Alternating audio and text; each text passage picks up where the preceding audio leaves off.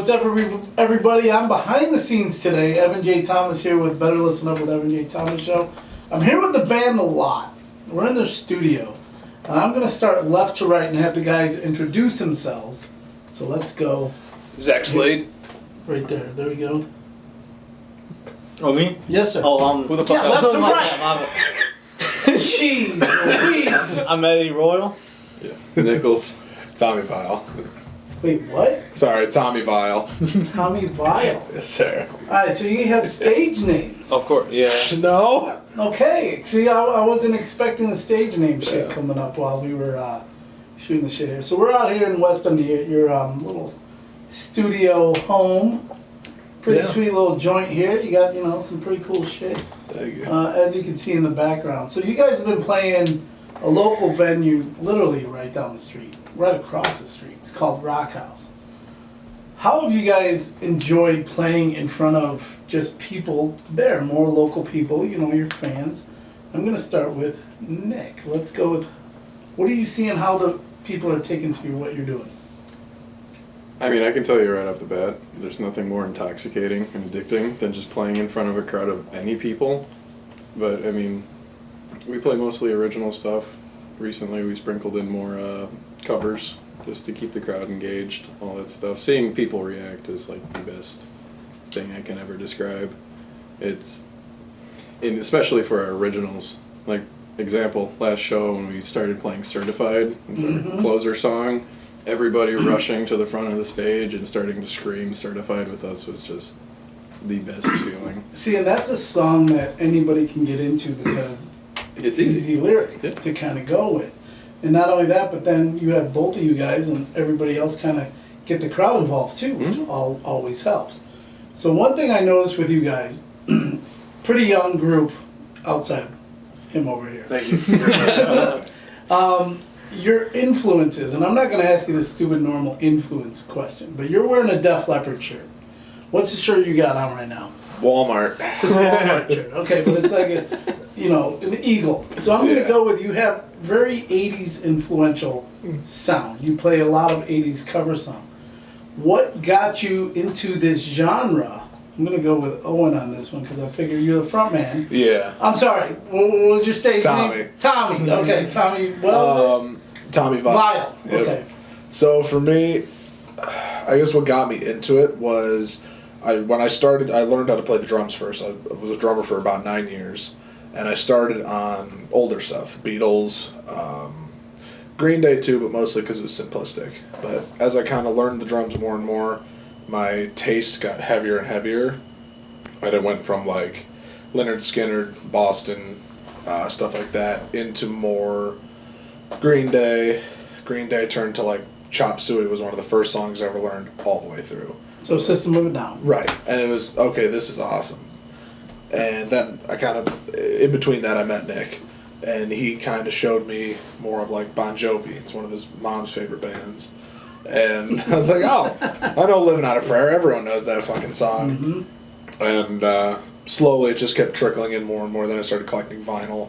And then all the artwork is really what got me into this genre a lot. It was like, this is a cool album cover. I'm going to listen to the album and Def Leppard's fucking awesome. Yeah, and I'm seeing your garb, what you wear on stage. You kind of have the same thing you're wearing now as you wear on stage. So you have the little, the leopard print underneath the jeans. Absolutely. Obviously, that's kind of Motley Crue-ish. Right. / just 80s. Steel Panther. Steel Panther. But they're now. Shout out. I mean, they're now, but they have that throwback look to them and what they do.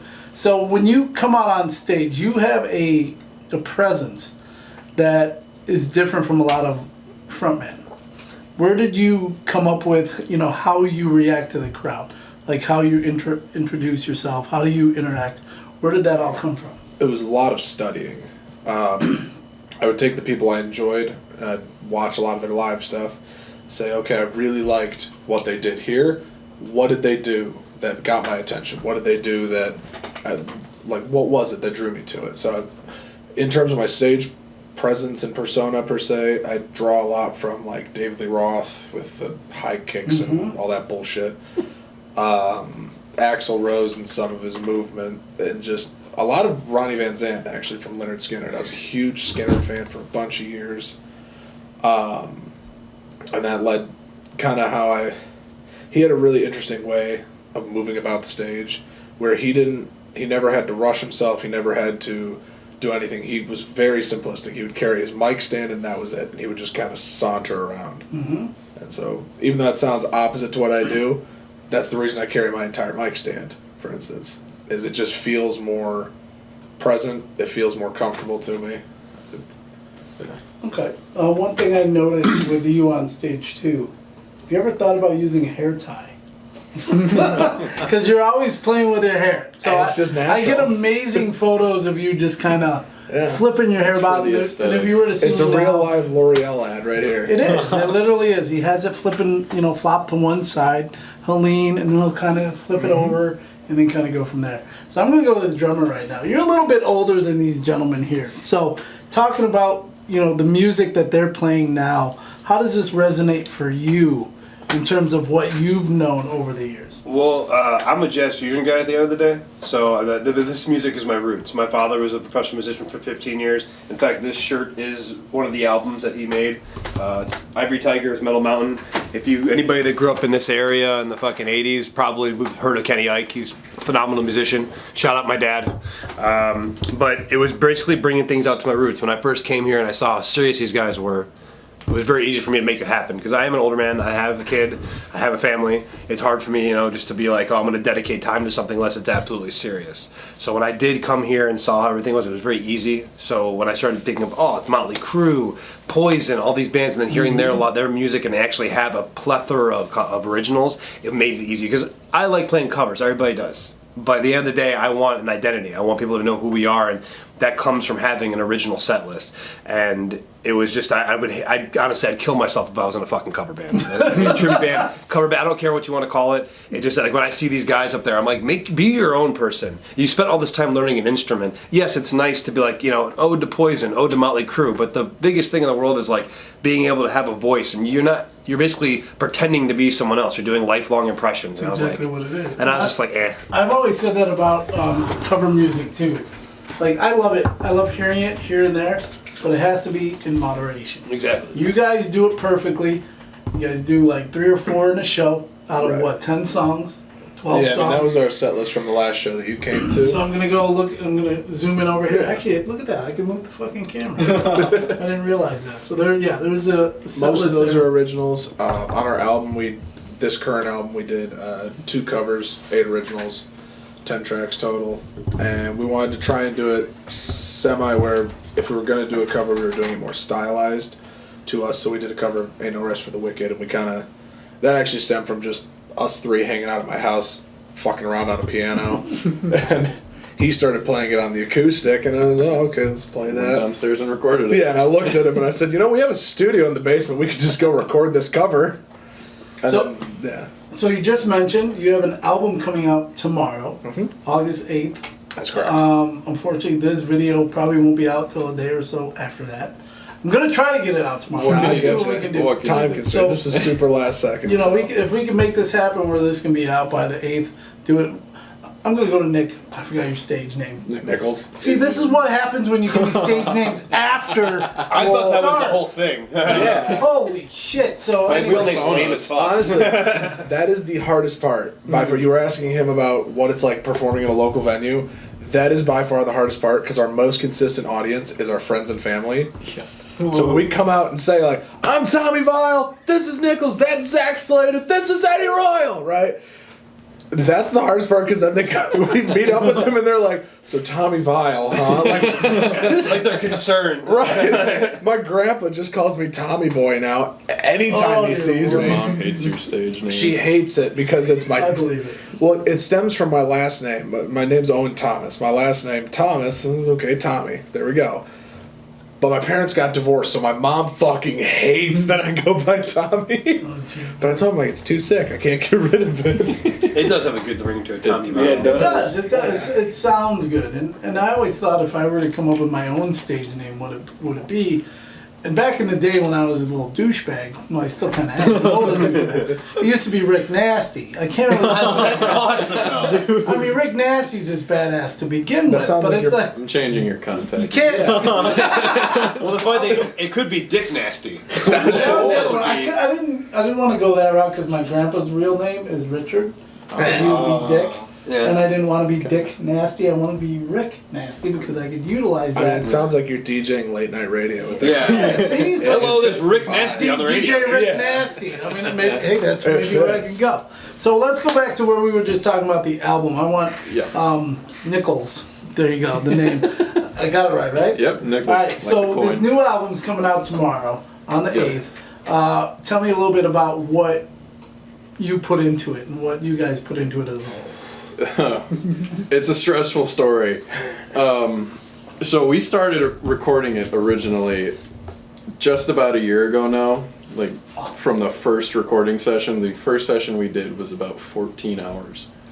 We stayed there from, what was it, like 10 a.m. to like 3 a.m. Because we had in our heads that, oh yeah, you can record a full album in a day. Because we're thinking, all People right. used to do that back in the day, Yeah. but they were also high on everything. But we're So thinking we like need to our talk. set list is 45 minutes long. So that means, Easy. all right, 2-3 run-throughs, this will take us 3 hours. We in and out. Then we learn it's not the 70s anymore. We don't do live recordings. Yeah. Yeah. So we have to individually track everything. And But between so much money. Yeah. between trying to find a good schedule for all of us to be there and then him getting sick like 3 different times. Yeah. It was Yeah, just, that doesn't- it was horrible. Actually, like I think 3 or 4 of the songs you were sick Yeah. while recording, Spades, I was dying. but Ain't No Rest, I think we re-recorded. There's like 2 or 3 that I Yeah. very clearly sick. but But we didn't have yeah. the money to go back and record the fucking vocals again. took about a year to get everything recorded behind like all scheduling. January this year was when we first finished it, early January, and then production took a while too, the Sure. whole mixing, mastering, but I mean that's out of our hands. But finally, fucking finally, we're getting this out here It's happening. tomorrow, August 8th. I wasn't This even comes there. after. Yeah, no, I we was didn't gonna say, have he him. wasn't No. even involved He's here. the new edition. No, I mean, yeah, we had to let go of our previous drummer for reasons we won't disclose. Understandable. Just But personal we- reasons. yeah, We wish him the But- best and everything, Yeah. all that, but it just No. wasn't working. As out. you should. That's the best way to do it. Don't talk shit about people. Just Of course, yeah, no. Absolutely. He's a really great guy. do the WWE thing. Good luck with your future endeavors, Oh, yeah. and then move Yeah. on, and then go from there. Yeah. So I haven't really asked the bass player yet. I don't remember Oh. your stage name yet. Eddie Royal. Eddie Royal. All right, that sounds like actually I think that was a football player's wide receiver Bears. for the Denver And the Broncos and the Bears. Oh, really? Eddie Royal. Look him up. So, Mr. Eddie Royal, I want to know kind of where you get your sound from in terms of playing. Like, do you have anybody that you kind of follow in the music industry and history that you play bass with? So for me, at the time when I started learning guitar, it was bass. I was a trumpet player first, and then they asked me to join in their band, and they needed a bassist, so that naturally that's what I went into. And to make it easier for me, I got the game Rocksmith, so I just played all the free tracks and all the easy ones at that. So it was like the Cranberries. I think it was Def Leppard, Pour Some Sugar on Me. That was on there too. So just really, really easy riffs, motifs. And then I started listening to Nirvana and I got some inspiration from Chris Novoselic, Okay. which is why my first bass guitar that I ended up buying myself was T-Bird, because he had one during one of their shows. And eventually I got into a band called Interpol, and I can play nothing like their bassist, because he's more kind of like a solo bassist, along with the rhythm section, which is pretty cool. But I kind of try to differ from song to song how I play, but I'll usually stick to what Nichols over here writes for a guitar, and then if I like what it is, I'll try to expand on that, or if I don't, I try to write something that contrasts it, and you're able to tell that in a couple of the songs in the album. There you go.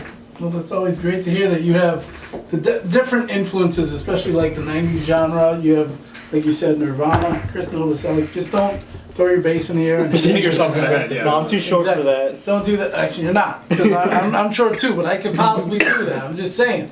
So when you guys are on stage and you see the crowd reacting to what you're doing, and you guys have a young crowd usually out there, except for family, you know. Yeah. So say you're playing these 80s songs and you're just looking down at looking out at the crowd. Not down at the crowd, but out at the crowd.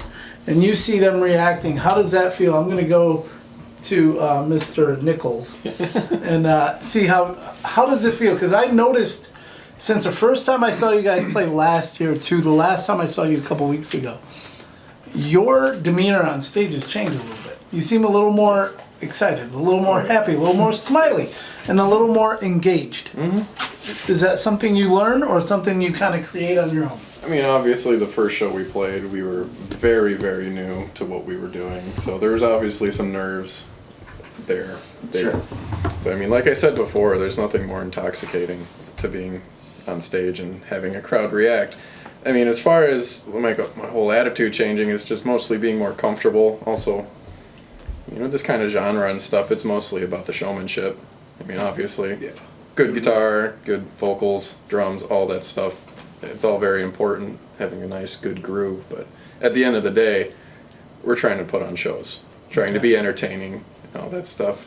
And on top of that, advertise our product, our music. Yeah. So going into the advertising part, you guys are on social media, mainly Instagram. Instagram mostly and Now, TikTok. I'm going to say for the old people, Facebook is still a thing. Oh, we're We're on Facebook. Okay. Why have I not found you on there? We're friends. As a band? I checked the other night. Jesus Me and Christ. Devin. So then I'm not paying much attention. So I don't going post to the much, social for media, exactly. You guys are more Instagram oriented, Yeah. which I love better than any other platform. So how do you see social media helping you guys going forward compared to just regular anything else? It helps, but it's like, for instance, you know, we did a show where it was like the band, which respect to name the band. well, not Yeah, gonna name the don't name band, the band. respect to them, but they were like this TikTok famous band. And granted, we were the local band, but they had like 4 people on stage, so 4 people watching them. Which again, it is what it is. But I feel like it's good to get your name out there in terms of, hey, come see us. But we're gonna get our name out there, and we're bubbling up a reputation of being a live act, and that's how I think we're gonna break through. Social media helps. And it sucks because some of these bigger venues are like, oh, well, how many subscribers you got? How many followers you got? Yeah. But at the end of the day, that's starting to die down because they're starting to see that you can buy your followers, you can buy your likes. It's all and- smoke and mirrors. Exactly. And unless you're already established, like you are a Motley Crue or something like that, and they don't even control their Instagram, some other person does. Exactly. Like, you know, you're not going to see these bands that, oh, I have 500,000 TikTok, you know, subscribers. Okay, cool. But what is it like when you're on stage? How many people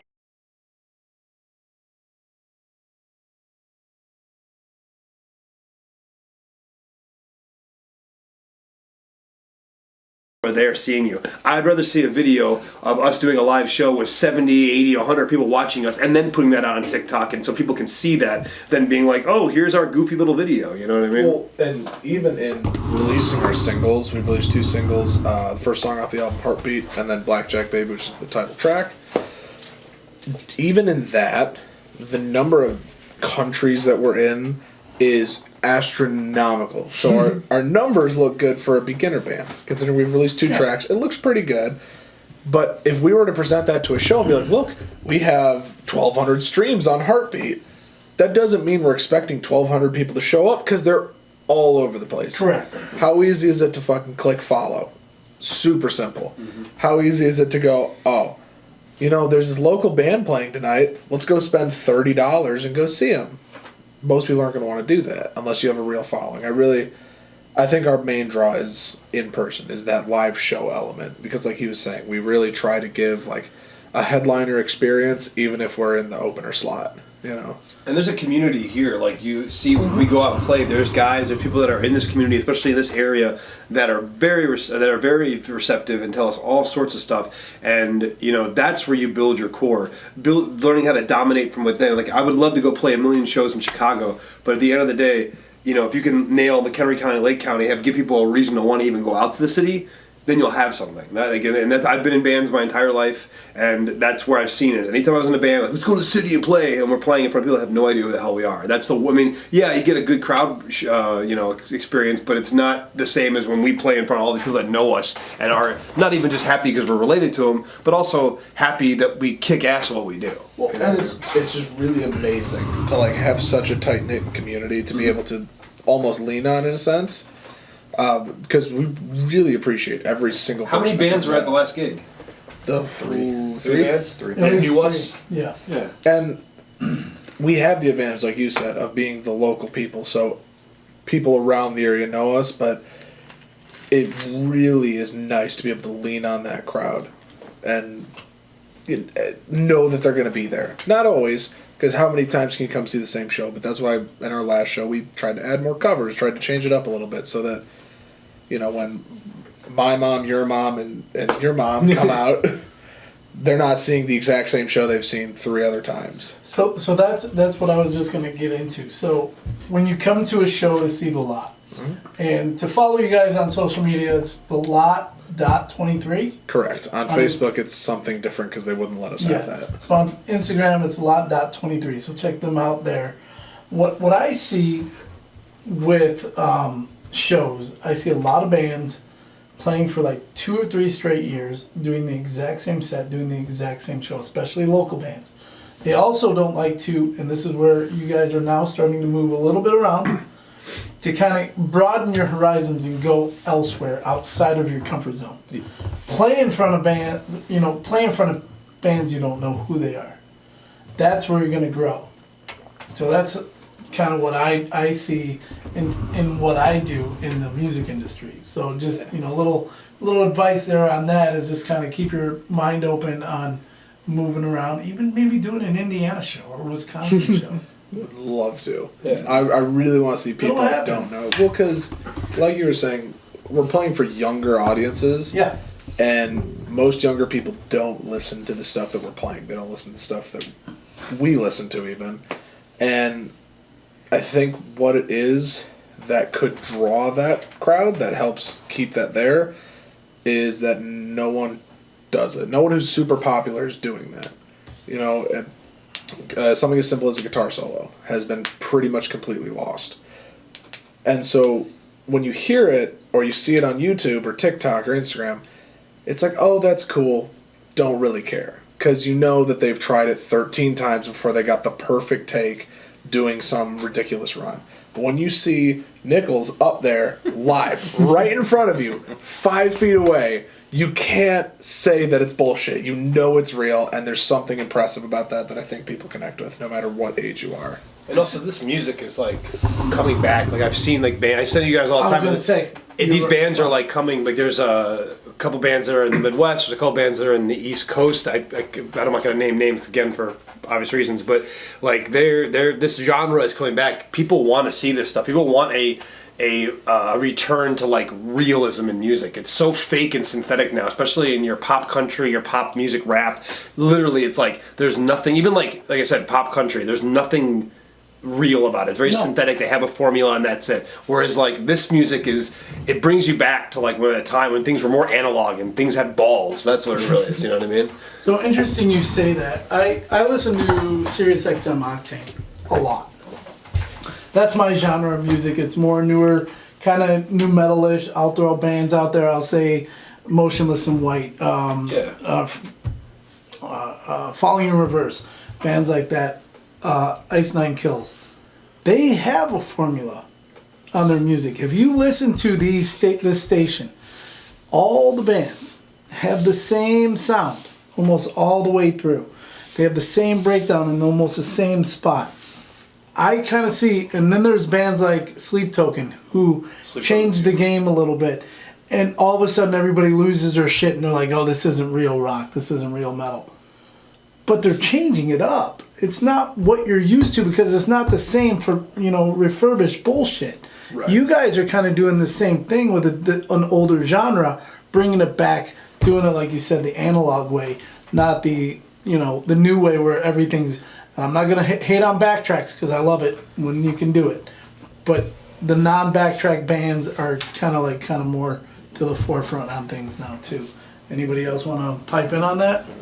That's one of our biggest things, that especially with this specific album, when we were recording it and writing it, we like really wanted to make sure that everything that's on the tracks is we can do live. Yeah. No tracks, nothing like No that. bullshit. I mean, there's almost no auto-tune. I think they pitch corrected one note. Maybe You would do solos, riffs in one take if I could. yeah, two. I Well, think like the one through take. Right. Like, I think the longest was 3 takes. yeah, but like Same deal with the bass. Same deal with the drums. We wanted to make it so that it was never a.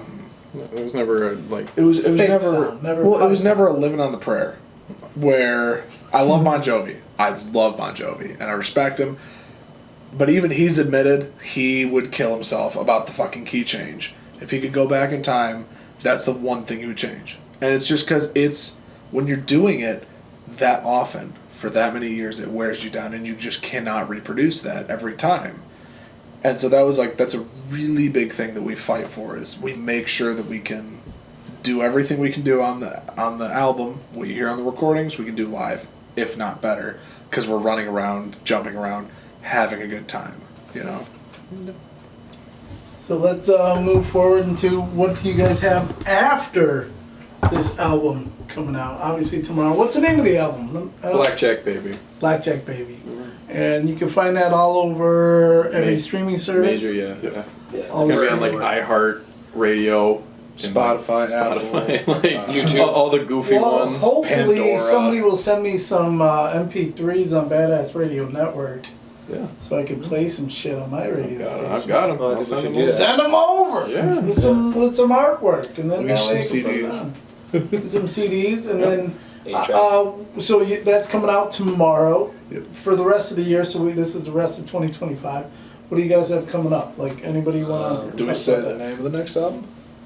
We do have a name for it. We We are already working know. on the second album. So you got a second album coming. Yep. Yeah, we're working on it. Most of it's lyrically written. Right. It musically has to be, or instrumentals. A have to be couple written. Riffs. A decent amount. A quarter of the riffs are written. Not, And not a whole lot, but It works for me too. It's because the last album, I mean, I came in this band 6 days before their gig, and was like, okay, learn these songs. And like I said, I've been doing this for my entire life, so it doesn't bother me. But this time, I get to make the songs my own. Like Yeah. play my influences the way I want to play, and not play what the other drummer did. Because he used to sell cars with my brother. And that's how I know him. And yeah, that's And how we so- picked A it. whole different world. I had a crew cut, and Yeah. fucking, I was a whole different person. my brother was like, "Oh yeah, you should meet my coworker. He's a fucking drummer. You'd love him. He's really good. This and that." And then years later, we bumped into each other at one of the local bars. And I here. recognized him because he's only 6'4", half Indian guy walking around. And the oldest 21-year-old you look 100%. guy around. It's the beard, man. It is. But yeah, and it just and the old school tattoos. yeah, oh yeah. This was based off a Poison T-shirt. That was my first one I got down in downtown Hollywood. This one was Oh, based. you got off- that in Hollywood, huh? Yeah. Over by the whiskey. Not quite that far down, but it's a place called Old Tradition Tattoo. Okay. Chris Suicide. He's fucking awesome. Gotcha. Over here, that one was in Warrenville, a place called Noodles, based off an Iron Maiden T-shirt. Gotcha. And that's a Leonardo da Vinci quote I got over at Vanity Tattoo. Nice. They're actually helping us out with our merch. They're going to be doing our T-shirt designs and stuff. Yeah, So that's Shout what out we were saying Vanity. before. yeah, so if you ever fucking need anything, go hit them up. They're really nice guys. Interesting. All right, so rest of 2025, working on a new album. You got some shows coming up. You got a show in September 6th Yep. Live Wire in Chicago. Right. Live Wire Lounge. with Now It's Dark and a couple other bands, Trash ton Panda. of other bands. Shit, I forgot that. think there's like I did the 4. damn flyer. I was gonna say I can pull it up. I think real we're quick. we're headlining that one, right? Yeah, they asked Yeah, us to Saturday headline. Oh, you guys are headlining. They asked us to headline that show. Oh shit. Insane. Well, good for So you. stoked. And then I don't know what else we have in the works. Kind of, we have some other stuff in the works, but We I have don't want some to other say stuff, things. right. You don't need to It's say not- anything if it's not. It's not legit yet. confirmed, so we don't want to necessarily say it, but It's good shit though. it'll be Incredible really shit. awesome. But yeah, like you said, at the lot.23, that's our Instagram and TikTok. Facebook is the lot. It's like 666666667. It's something like that. It's linked on the Instagram. Yeah. So if you have difficulty finding it, go on Instagram. You can go through our link tree. Gotcha. And these guys put on an amazing show every time. Thank you. I'm not really an Appreciate 80s. For me being my age, I'm not an 80s metal guy, but I can appreciate what you do. It's the What do you showmanship, like? I'm telling you. I am more new metal. Fuck yeah. And grunge. That's what I mean. I was Grunge like, and new metal is my era. mine's like, I mean, grunge, new metal for sure for me. Korn, Slipknot, Limp Bizkit especially. That's all. Thank you. Go ahead. It sometimes sucks when a band, like, you got your Motley Crue's, your Poisons, which are like the mecca of like the best bands, but then you go all the way down and you're all of a sudden you're at Nitro with like, with fucking Michael Badio. And like, it's like two, Winger rocks. I mean, their drummers were Michelangelo Badio. No, Rod Morgenstein, the drummer there, is one of my favorite drummers of all time. And Michelangelo Badio was a revolutionary guitarist in a different way. Yeah, but it's like, Yeah, but no one was doing that. Michelangelo. Badio. I've met him before. He's from That's Chicago. sick. Yeah, he played He lives at in like Palatine now. Q Bar. My dad I saw him goes play to there like 6, 7, 8 years ago. Or something. He's sick. Like, He was an amazing guitarist, but again, it's not my type of music. But it the worked. thing with Michelangelo Badio is you can say it's mindless shredding or whatever, but he pioneered that. It didn't become a cliche until he did it. And he could fucking play both hands at the same time, harmonizing, and then upside down with his fucking 4-neck guitar. It was like, it was the definition of excess. Yeah, that's what I mean. It's like eventually it becomes like too much where like the tip, like the thing falls. And fucking Van Halen did it too, though. Yeah, but Van Halen, like you said, they were a definitive, not a derivative. They were the ones that said, Right. "Here's what we think we should start doing," and everybody's Then like, "I like that." You know? They brought Hagar, and I like Hagar a lot. I think Yes. live Hagar was Best better. songwriter. Yeah, and a better singer than Dave. But Dave was like, Oh, easily. But when Dave's they like the brought, guy, though, you when know? they Dave brought was Hagar, they lead man. became derivative of themselves. They were definitive with David Lee Roth because no one did what they did. No one did what Eddie did. Dave was like a really He was an unique, anomaly. Yes. right? Alex with how he played his feel was really out Alex there. was Tommy Lee before Tommy Lee. Right.